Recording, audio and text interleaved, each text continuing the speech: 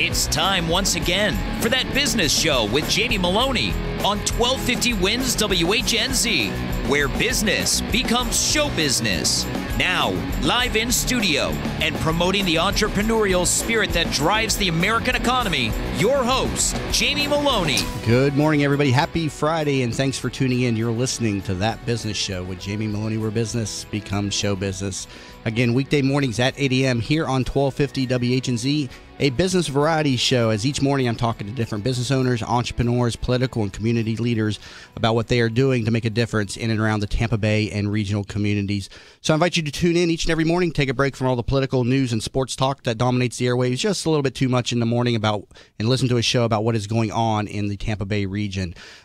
Take a moment to peruse my website, tampabayradio.com. Over there, all shows available on demand via the show info tab. And also you can see all of my property listings. As you'll note, I am a real estate agent with Coldwell Banker. And you can see all of my property listings prior to hitting the market via the pre-list properties tab on the home page. Joined in studio this morning by my lovely co-host, Stella Giudicelli, with me this morning. Stella, how are you doing this morning? Good morning, Jamie. Good morning to our listeners. I'm very excited because this morning we have my general practitioner doctor in the studio, and I'm a big fan of hers. Yes, I know health and wellness is something very important to yourself, yes. And I know you take that very seriously. Dr. Lisa Coach is in studio with us. We'll be talking with her on the second part of the show. I diligently selected her, and I'm very excited she's here, and I'm happy because today we are going to exchange roles. Exchange roles all year. I'm going to be the one asking the questions. Yeah. You're going to take a little bit of a break. It's always nice to have a co-host My in here. turn. Doing this every day definitely wears on myself because it's not my regular job, as you know. I come in here, I do this, and then I go sell real estate, which is really what takes the focus of my day. But this is something I enjoy doing each and every morning, and it's just such a pleasure to be able to talk to all the many different professionals in and around the Tampa Bay region. So very excited to do that. Mm-hmm. So let's bring on our first guests for the show. Lorena Ludovici and Carrie Gaylord are attorneys and founding partners of Gaylord, Merlin, Ludovici, and Diaz, and are in studio today to talk about eminent domain and condemnation law. Lorena and Carrie, welcome to the program this morning. Thank you. So first off, let's talk about what is eminent domain.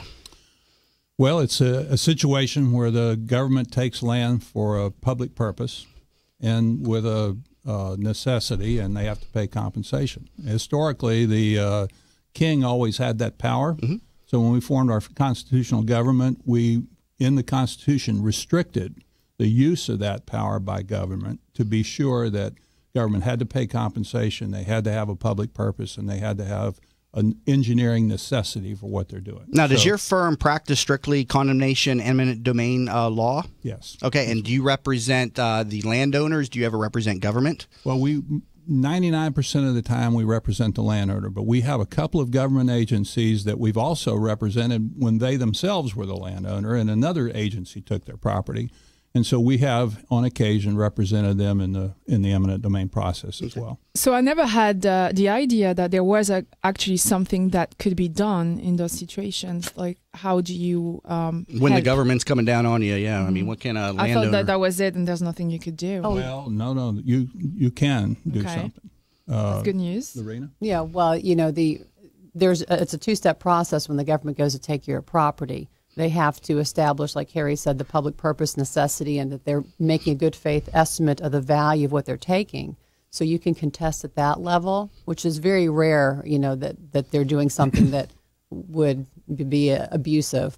But then once they get past the taking stage, then it's all about how much they have to pay for that which they've taken. And not just what they've taken, they also have to pay for the damages that they caused to what's left over. So say they widen a road and now the road's 10 feet from the garage. Mm-hmm. Well, that house isn't going to be as valuable as it used to be. So there's a decrease in value to the remainder. So it's primarily a litigation over compensation. Right. Is it only about the value of the property, or can it be also about maybe emotional or all of that? Well, the government's only going to pay you what the property's value. They're obviously not going to add the emotional value, and that's where the attorneys have got to get involved and fight no for the pain landowner. And suffering. Okay. No, but there are some interesting situations. For example, you thought that there's nothing you can do about it. Yes. And I'll tell you a little story about a case that I had in Broward County, and a little community. I won't mention the names. I want to protect the innocent, and sometimes the guilty as Right. well. But anyway, these people got a block grant fund from Washington. So they decided they were going to take the home of a family that lived next door to the government center, and they were going to take it for the purpose of so senior citizens could go in there and play cards. And when the circuit judge in Broward County heard that, he said, I'm not going to allow you to do that. You don't have any basis for taking somebody's house so people can go in there and play cards. Mm-hmm. So even though that was the intended purpose, they put a stop to it. Well, they walked out in the hall, and they told my clients, look, we have this much money, and we're willing to spend all of it. And so if you will sell us your house and outside the process of eminent domain, and they did. So the community got their house for people to play cards, but my clients were ultimately happy with how much money they got paid. I see. That's a good story. That's something that you can do something about. I mean, they could not have imposed their will legally on those people. I guess it was a very different approach. Yes. Mm-hmm. Now, Lorena, tell me about the founding of the firm. Has this firm always focused on eminent domain condemnation law, or was it founded for another purpose originally? No, we've always been a property rights-based firm. What was your inspiration in practicing in this area of law? Well, actually, I graduated law school back when the savings and loan crisis was going on. So and I was wanting to do real estate, land use type of work. So real estate law was pretty bad at that time. So anyhow, Kerry was looking for someone to join his firm. I interviewed with them and been with them for 25 years now. So in the city or in counties, is there always lots of different eminent domain issues going on? I mean, you only hear about it when there's like a major project, at least in the news, like the highway. And when they did 275, they had to knock out that whole block over there. But I mean, is there a lot of cases, a lot of stuff going on even today in the city of Tampa?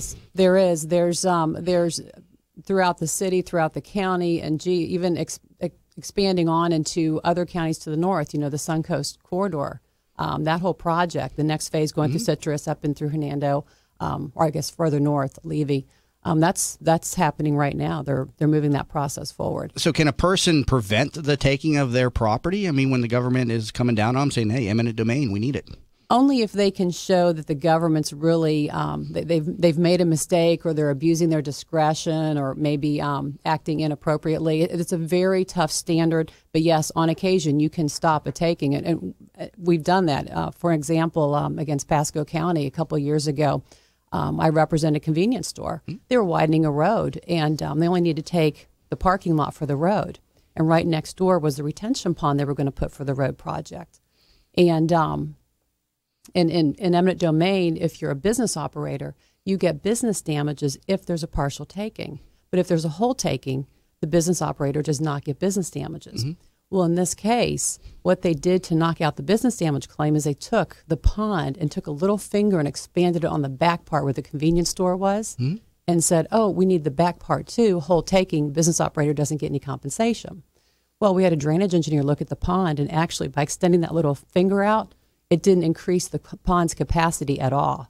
So we knew they just rigged that little finger just to create a whole taking. Yeah. And so anyhow, we were able to stop the taking. The court denied it, and then they came back and resolved. Are you often able to get the landowners more than fair market value of the property? I mean, because obviously the government comes in, they give it an appraisal, and then it's always going to be low. And there's an emotional value, and there's also the component of, yeah, my house is only worth $30,000, but what am I going to buy with $30,000? This house is paid for. I don't want to go anywhere. So how do you represent a landowner in that situation? Well, we don't get them more than fair market value. We get them what they're entitled to receive. We get them full compensation for it. So where the dispute comes in is there are frequently some government agencies that go on an adventure and see how cheaply they can acquire property, and so that's where the dispute is.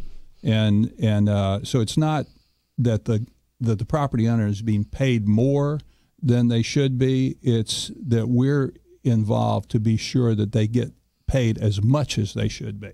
So that's where the dispute comes in. Now, what happens when a landowner... Let me just say also that I would say that government agencies probably settle 50 to 75% of these cases where people are happy with what they're offered. But the ones that we get involved in are the ones where people are not happy. Do you ever get a situation, you hear about it in the news from time to time, where a landlord just isn't going to go, no matter how much money you're going to give them, they're just not going to go.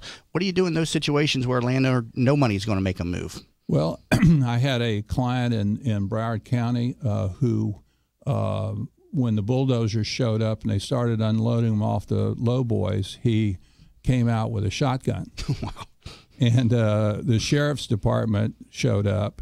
And so then our work as an eminent domain lawyers morphed into getting our client out of jail. Yeah. Shouldn't they have evicted him first? Shouldn't there have been an eviction proceeding that would have preceded that? Well, the reason why that didn't happen is because frequently there's a partial taking. So the client was entitled to be on the remaining part of the property, and they had already taken the part they needed for the road right away. Okay. But he didn't want him out there, and he told him he didn't want him out there, and he was prepared to take matters into his own hands, which was a big mistake on his part. But in answer to your question, do people get upset about it? And the answer is yes. But ultimately, the government prevails, though? I mean, there's really nothing they can do, no matter how hard they hold out? Well, no, the government prevailed in the sense that they built the road. Right. They didn't prevail in the sense that they paid him a lot more than what they wanted to pay him initially. Mm-hmm. So that's where the fight was. Yeah. And oftentimes the government, when they come in to take somebody's land, they're like any other purchaser in the marketplace. They want to get the property for as low as possible. Mm-hmm. So when you say, do they always get fair market value? Well, there's always a difference of opinion. Oh, of course. And remember, I told you that they're entitled to not only the value of the land taken, but the decrease in value for the remaining property that's left.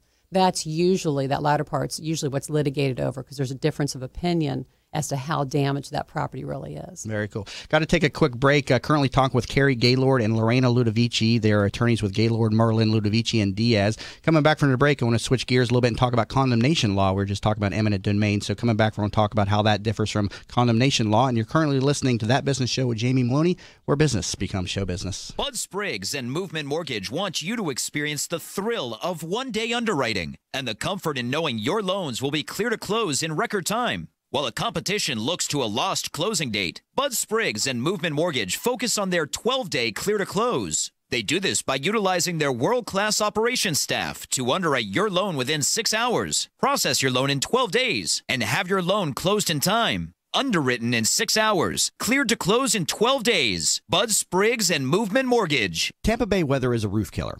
That's why when getting your roof done, you want it done right. Hi, I'm Jamie Maloney of That Business Show. When considering a new roof or repair, talk to Westfall Roofing. They've been installing high-quality roofs in Tampa Bay for over 25 years. Get a free, no-obligation estimate by calling 855-99-ROOFING. That's 855-99-ROOFING. Find out what already 15,000 satisfied customers already know. Call now, 855-99-ROOFING. Help promote the entrepreneurial spirit that drives the American economy. Tune in weekdays at 8 a.m. on 1250 WINS WHNZ to That Business Show with Jamie Maloney, where he promotes what is right with our community and highlights the successes of our entrepreneurs. Show contributor openings also available. You can learn more about the show and how to become part of this growing network at TampaBayRadio.com. Tune in weekdays at 8 a.m. to That Business Show with Jamie Maloney, where business becomes show business. Are you looking for a local real estate firm that knows the market and has your interests in mind? Then contact Jim McPeak at McPeak Real Estate Firm, a family-owned business whose agents have over 60-plus years of experience in the Tampa Bay market. Many of the agents are military veterans that know the VA process for buying a home and are proud to help our military members in any way they can. From residential to commercial real estate, McPeak Real Estate Firm is here to help. Contact Jim at 813-495-3875 and learn more at McPeakTeam.com. Have you considered a reverse mortgage as part of your retirement financial plan?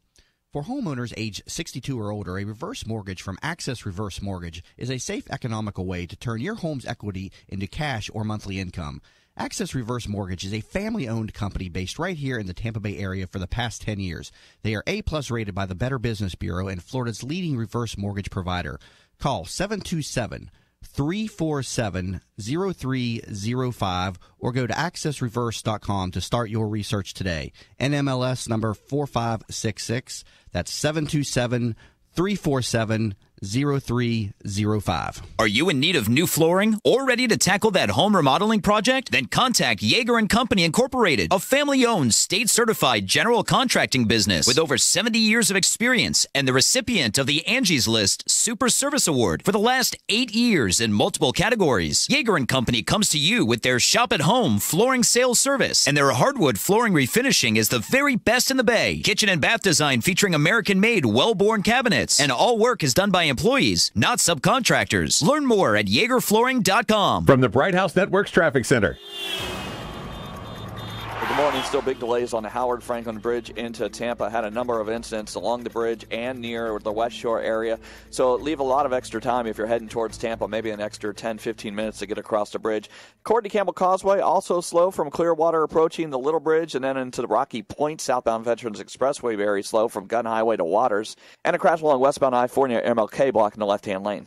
See traffic problems? Call the injury firm of Abraham Son and Utica Hillsborough Traffic Tip Line 866-545-9595. This report is brought to you by the Crohn's and Colitis Foundation. Someone you know is suffering from Crohn's disease or ulcerative colitis. They're dealing with excruciating pain and days when they won't be able to get out of bed. Help someone you know and support the Crohn's and Colitis Foundation of America at ccfa.org.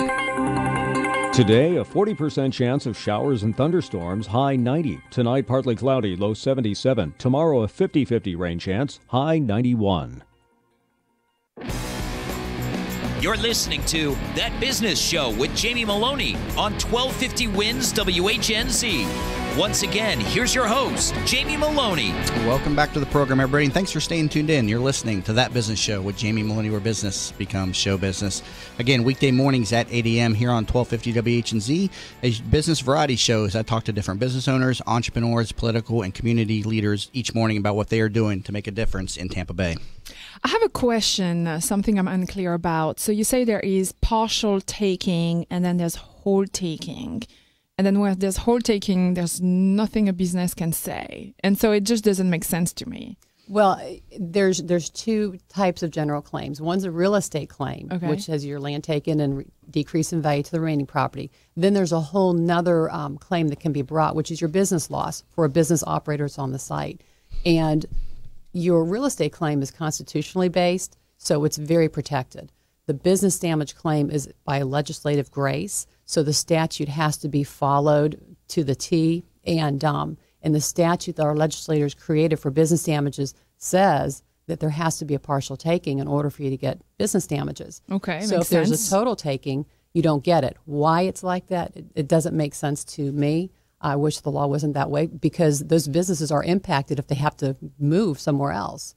But it's the way the law is written and what we have to follow. Now, how does eminent domain relate to or tie into condemnation? You're saying that they're kind of one and the same in terms of law, but talk to us a little bit about how condemnation and it relates to eminent domain. Well, condemnation and eminent domain are really kind of interchangeable when we're in the eminent domain context. But then there's a whole nother body of law, which is condemning property for public health, safety, and welfare.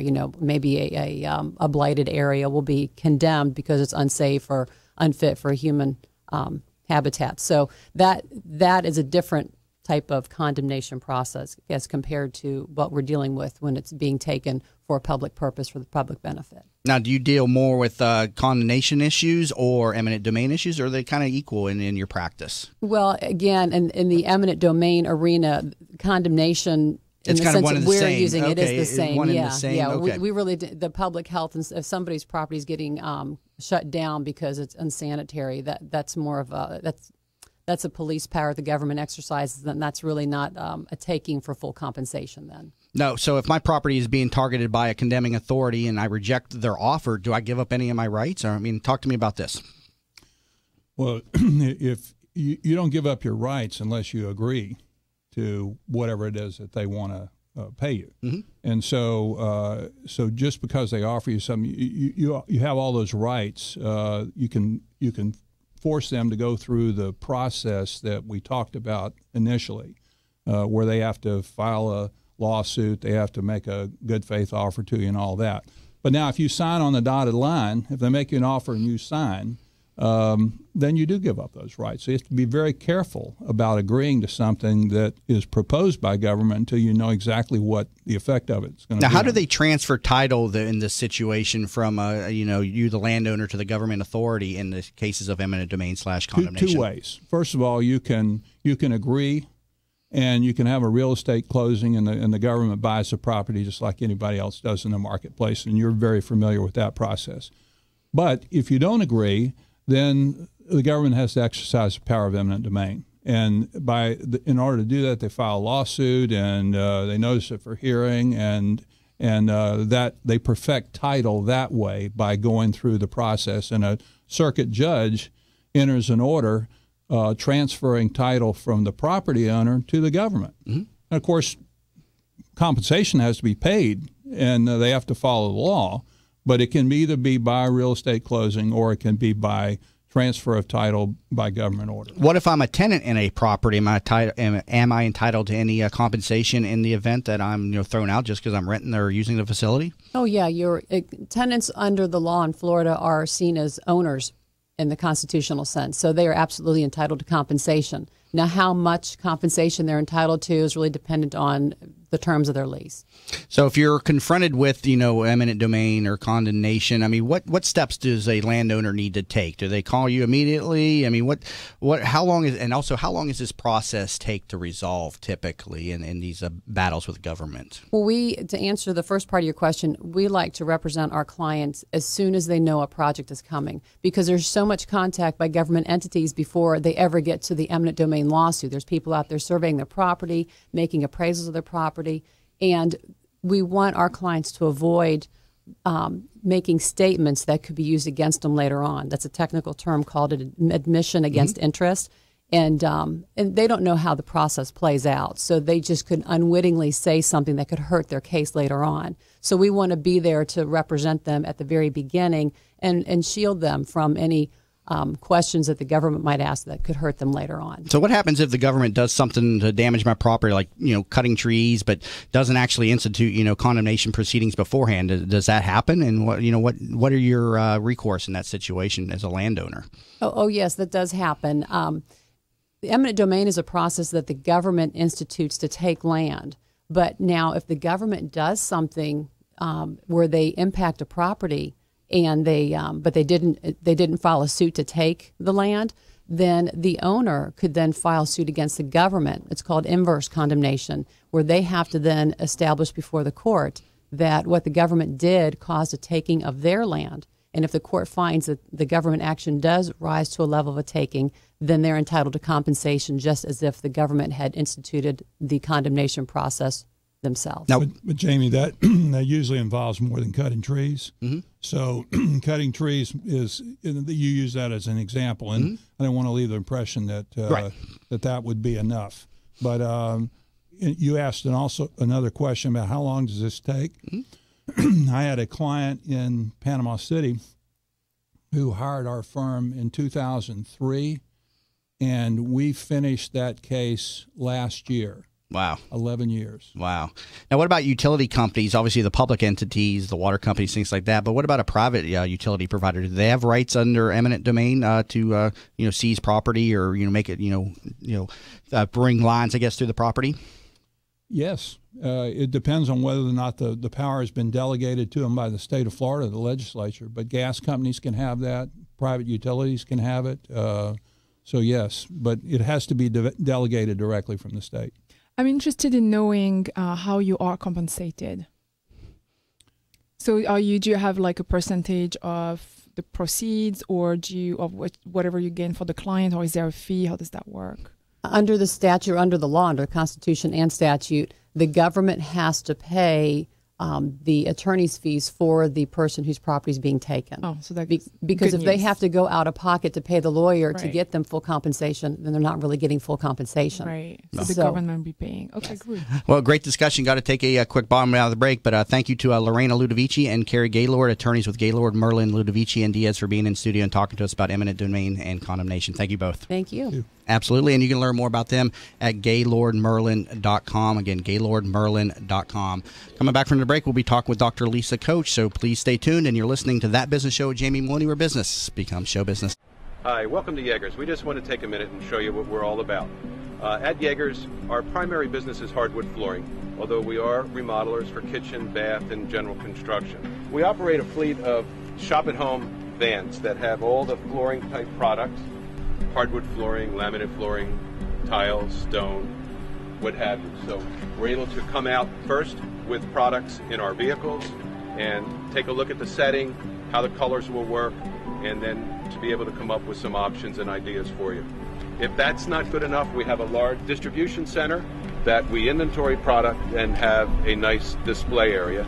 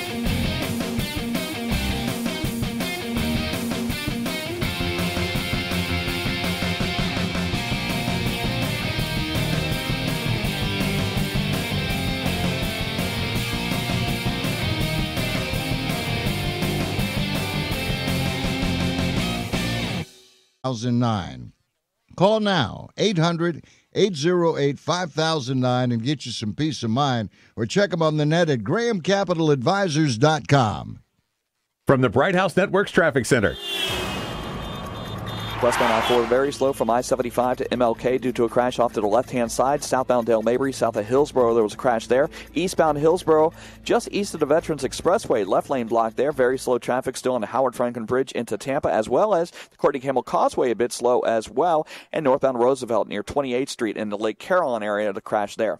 See traffic problems? Call the injury firm of Abrahamson and Utica Hillsborough Traffic Tip Line, 866-545-9595. This report is brought to you by the Foundation for a Better Life. Would you be mine? Could you be mine? Won't you be my neighbor? Hi, neighbor. Mr. Rogers passed along friendship, hoping we would too. Friendship. Pass it on from the Foundation for a Better Life at values.com. Winds Weather Center forecast. High today getting up to about 90. We'll see a 50-50 shot at showers and thunderstorms. Hopefully a bit more sunshine than we got yesterday. And tonight's lows in the mid to upper 70s. Impact Radio, 1250 Winds, WHNZ.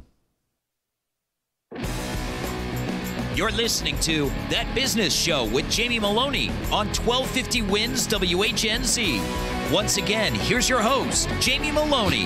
Welcome back to the program, everybody, and thanks for staying tuned in to That Business Show with Jamie Maloney, where business becomes show business. Again, weekday mornings, 8 a.m. here on 1250 WHNZ.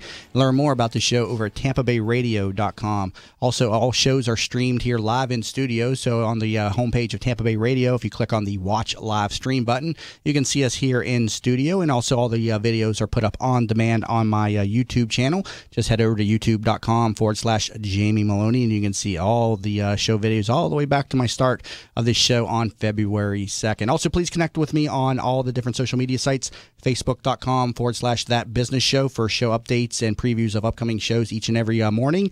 And also, please follow me on Twitter. Jamie_Maloney is my Twitter handle over there. Time to bring on my next guest for the show. Dr. Lisa Coach is medical director of Spectra Wellness Solutions and is always focused on finding the cause of complaints instead of just treating symptoms with medications. Her practice, located in South Tampa, uses cutting-edge methods and is dedicated to utilizing the best of both traditional and integrative medicine. Dr. Coach, welcome to the show today. Thanks for having me. So first off, tell me a little bit more about your background. Well, got exposed to medicine at an early age. Unfortunately, was diagnosed at age 15 with leukemia. Oh, wow. Had 3 years of chemo in high school and then had to have 2 more years in college. Got through it pretty well, considering was obviously treated with traditional medicine at that point. My family was traditionally based, and I had chemo and was basically treated up in New York, even at Sloan Kettering, had some of the best traditional medicine I had to offer, and I'm here today because of that. But, at that stage, kind of had a lot of questions in my mind, like, why? I felt okay, and here I am, sick. And so when I went through medical school, kept asking questions as to, okay, well, why are we doing this? And really was kind of dumbfounded because nobody really had the answer. Mm-hmm. It was a little bit more of, this is how it works, and this is what we do.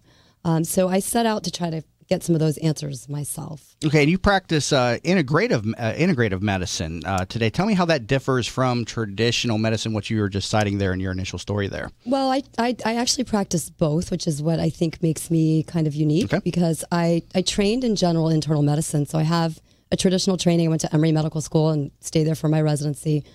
So I went down to USF for my residency, but really enjoyed Emory for undergrad and medical school.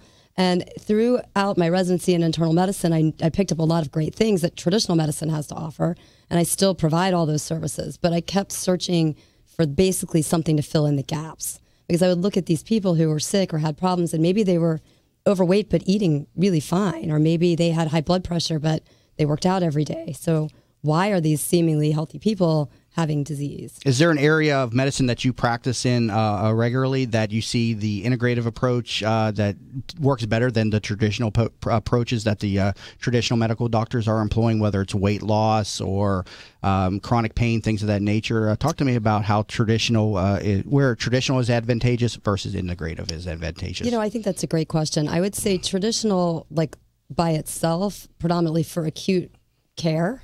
If you have, God forbid, pneumonia or a heart attack, you need traditional medicine. We've got amazing things that we can do to heal people in traditional medicine category, land, all of that in the hospital. Although there are now integrative hospitals coming up in China and other places, which is kind of exciting. But more for the day-to-day lack of vibrance that I see, where just I'm not as vibrant as I used to be. I'm tired. I feel like I can't get the weight off. I can't sleep. A lot of stress and anxiety. The meds, a lot of times traditional medicine provides for these issues just don't work. Mm-hmm. So often people will come to me because they've actually exhausted all of those options. What are the traditional methods of treatment for the lethargic feeling? I mean, because all of us middle-aged adults get that, the men, the lower sex drive, the depleted energy. I mean, first of all, what's the traditional approach to that? Is that the testosterone replacement therapies? Or? I would say, hormonal treatment, both testosterone for men and bioidentical or traditional hormones for women, is something most physicians will at least consider if you're at a certain age with fatigue. But I see fatigue with kids in high school. So it's not always just hormones. Mm-hmm. So I'd say a traditional approach would be a full panel of blood work, really looking for disease. So you're looking for hypothyroidism or anemias or iron deficiency or some kind of autoimmune problem or inflammation that may be causing the problem. The issue comes in not only if they find something, which sometimes the treatment helps the symptoms, but sometimes it really doesn't. Mm-hmm. And sometimes it can even make it worse. But it's when they don't find anything, which I would say is probably 75, 80% of the time. Right. People will go in, the labs are normal, and that's really all we have. Mm-hmm. And so what is the alternative approach then if the traditional method is not working with, cases of lethargy and lower sex drive things? So what are some alternative approaches that you can take? Well, the good news is there's more and more coming out every day. So I had to figure them out to heal myself because traditional medicine wasn't helping me. It got through my initial issues, felt like I was doing well, had my daughter, which people weren't really even sure I could get pregnant. And then I crashed again, more from a fatigue standpoint. Autoimmune disease with my thyroid, some psoriasis issues. And traditional medicine, I went to be a good little patient to the endocrinologist and felt no better on Synthroid, for example, which is the typical thyroid treatment. So I ended up going out of the box, getting trained in more integrative medicine, learning about some other tests you can do. So the answer is there are some other tests, anything from salivary hormonal testing to stool kits to look for what's going on in the environment in the colon, to some food allergy panels.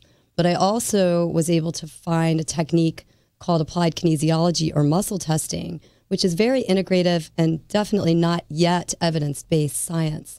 But it has been able to fill in a lot of those gaps for when somebody comes in and says, I just don't feel right. we can get some guidance on maybe what else may be going Applied on. kinesiology, I was talking about with that during the break. I remember going to a chiropractor and they were doing a muscle testing and they called it applied kinesiology, where they laid me down on the table and they said, all right, push against my hand, and I couldn't do it. And then they would do an adjustment on my back, and then all of a sudden I could do it all of a sudden. And there's like something with the spine. Is that? But you're using this term differently with your practice, right? The concept of applied kinesiology is that you have your physical body and then you have an energy field around your body, and that the two are connected. So the Chinese work on this energy field all the time. They talk about their qi. Indian cultures talk about chakras. This energy field is connected via a muscle reflex. So you can literally try this at home, where you can have a spouse, a friend, push on your arm, put your arm straight out at a 90-degree angle, have them push on you, you'll be strong. Then introduce something negative into your energy field. You could use something like a Diet Coke or your phone, which has some radiation. When it's held up next to your body, literally a weakness is elicited in your muscle, and you will not be able to resist. Is this stuff for real, though? I mean, do you practice this and see this in your everyday practice? Because I remember going through this and thinking, all right, they're just trying to sell me on additional chiropractic care here. Yeah, and I absolutely, that's the initial response I had as well. So when I was first exposed to it, it was a girlfriend of mine who was going to close her practice because she was so tired and nobody could help her here. She went to Arizona. They said there's a guru right in Clearwater. Found him. He and I ended up teaming up because he had practiced this technique for almost 40 years and was able to teach me. So I just kind of do some very basic evaluation to show people, and it does look like a magic trick when you first get exposed to it. It's probably the same doctor I went to, because it was in Clearwater where I went. But I went to them because I was having severe lower back pain in my early 20s, and I went to the neurologist. The MRIs revealed degenerative discs, and they're like, you need spinal fusion surgery. And I was like, oh, man, I'm 23 years old, man, I want that. And so I started searching around for alternative therapies, and I came across VAX-D, vertical axial decompression therapy. And I went to the clinic, and it was a 4-week process where they laid me down on a table and they strapped this harness around my my hips or whatever, and they pulled my back and relax.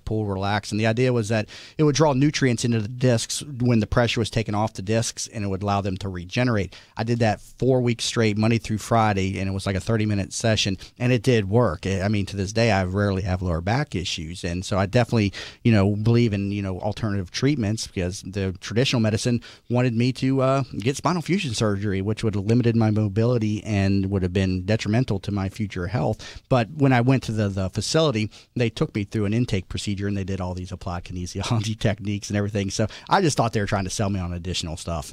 Yeah, well, when you start really understanding and studying integrative approaches, a lot of it does involve nutraceuticals, herbs, homeopathics, and other vitamin therapies. And this is actually a way not to sell you more, but to sell you less, because we're able to match the supplement and or therapy more specifically and individually with your body. So instead of going to Whole Foods or a GNC and buying out the store because you're trying to match your symptoms, we can actually narrow it down. Now, in the last point you're making just a couple minutes ago, you mentioned food allergies. What are some common food allergies that people have that they may not know that they have? Another great question, and the answer is by far and away gluten. It's not a fad. Unfortunately, the way that it's being produced right now in this country, I'd say 75-80% of the population is reacting. The issue is that it's a reaction that's not obvious. So it may be puffy face, can't get my ring off at night, kind of foggy headed. And gluten just came onto the market. I don't know, not the actual, but the main talking point as a health issue, like 4 or 5 years ago. I remember when I was a kid, I never heard of gluten. And every 5 years, it seems there's a new health issue that makes mainstream health, or weight loss things like that. I mean, but gluten, is there something different in the way foods are being produced now? Yeah. So it's not like everybody all of a sudden it became allergic to it. It's the way they're manufacturing the crop.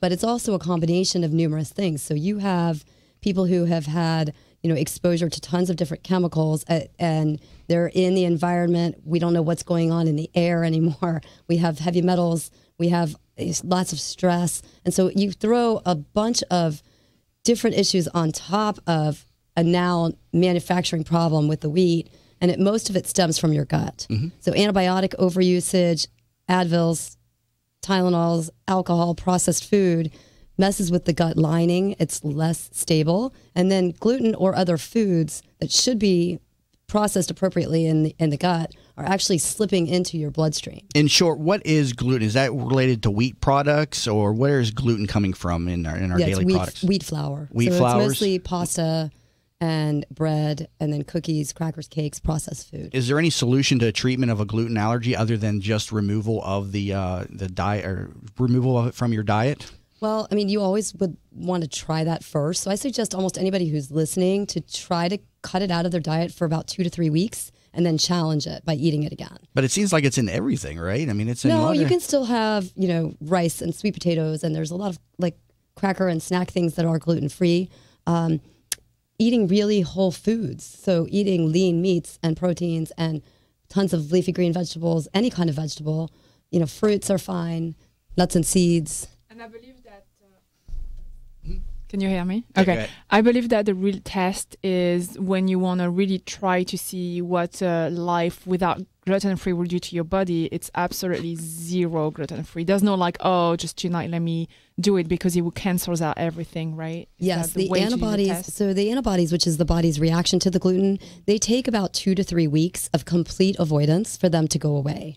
And that's why I tell patients to really commit to it, because you can see things like joint pain, foggy brain, fatigue, lots of vague symptomatology get better. And in severe cases of a gluten allergy, it's celiac disease, right? Where they have what happens when people have celiac disease? What's going on there? That's when the gluten has caused damage in the intestinal tract. So it's less common. And just because people don't have celiac does not by any means mean that they are not reacting to gluten. Mm-hmm. No. Great discussion. Got to take a quick break, but coming back from the break, I'm going to be talking a little bit more with Dr. Lisa Coach, owner and medical director of Spectra Wellness Solutions. Learn more about her and her practice at spectrawellness.com. You're currently listening to That Business Show with Jamie Maloney, where business becomes show business. Help promote the entrepreneurial spirit that drives the American economy. Tune in weekdays at 8 a.m. on 1250 WINS WHNZ to That Business Show with Jamie Maloney, where he promotes what is right with our community and highlights the successes of our entrepreneurs. Show contributor openings also available. You can learn more about the show and how to become part of this growing network at TampaBayRadio.com. Tune in weekdays at 8 a.m. to That Business Show with Jamie Maloney, where business becomes show business. Bud Spriggs and Movement Mortgage wants you to experience the thrill of one-day underwriting and the comfort in knowing your loans will be clear to close in record time. While the competition looks to a lost closing date, Bud Spriggs and Movement Mortgage focus on their 12-day clear to close. They do this by utilizing their world-class operations staff to underwrite your loan within 6 hours, process your loan in 12 days, and have your loan closed in time. Underwritten in 6 hours, cleared to close in 12 days. Bud Spriggs and Movement Mortgage. Are you in need of new flooring or ready to tackle that home remodeling project? Then contact Yeager & Company Incorporated, a family-owned, state-certified general contracting business with over 70 years of experience and the recipient of the Angie's List Super Service Award for the last 8 years in multiple categories. Yeager & Company comes to you with their shop-at-home flooring sales service, and their hardwood flooring refinishing is the very best in the Bay. Kitchen and bath design featuring American-made, well-born cabinets, and all work is done by employees, not subcontractors. Learn more at YeagerFlooring.com. Tampa Bay weather is a roof killer. That's why when getting your roof done, you want it done right. Hi, I'm Jamie Maloney of That Business Show. When considering a new roof or repair, talk to Westfall Roofing.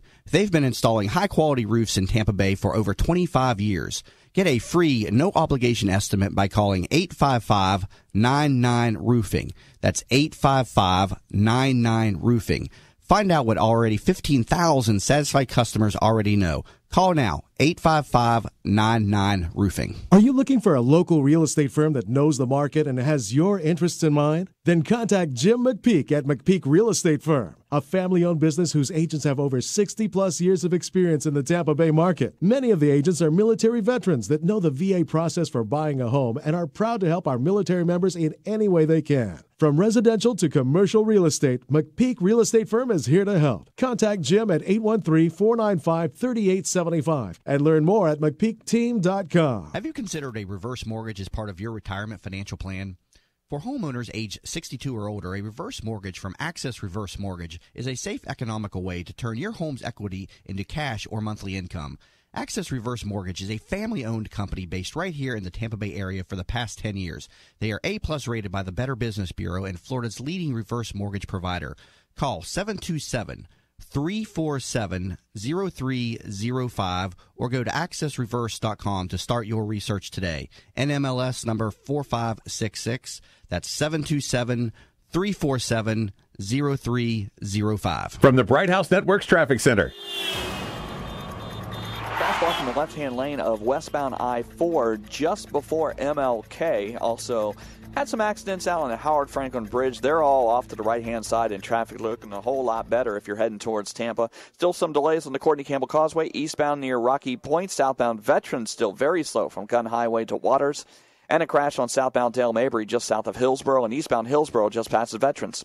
See traffic problems? Call the entry firm of Abrahamson and New York Hillsborough Traffic Tip Line, 866-545-9595. This report is brought to you by Boys and Girls Club of America. It's 3 p.m. School's out for America's kids. And when school's out, clubs are in. It's time to support the Boys and Girls Clubs. Visit greatfutures.org. Today, a 40% chance of showers and thunderstorms, high 90. Tonight, partly cloudy, low 77. Tomorrow, a 50-50 rain chance, high 91. You're listening to That Business Show with Jamie Maloney on 1250 Wins WHNZ. Once again, here's your host, Jamie Maloney.